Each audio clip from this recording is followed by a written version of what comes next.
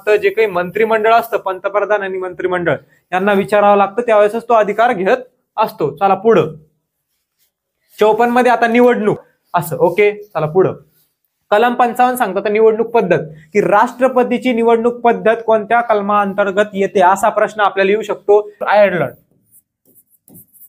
याच्यावरती बऱ्याच वेळेस प्रश्न होतो की कोणत्या देशाकडून काय काय आपण घेतलंय, कोणकोणत्या पद्धती घेतल्या. तर कलम जी काही राष्ट्रपती निवडणूक पद्धती ती कोणाकडून घेतलेली, आपण आयर्लंड या देशाकडून घेतलेली. याच्यावरती प्रश्न येतो की राष्ट्रपतीची निवडणूक पद्धत आपण कोणत्या देशाकडून घेतलेली आहे, याच्याकडून आपण ती उचलून घेतलेली. पुढे बघा कलम 56 काय सांगतं रे, कालावधी.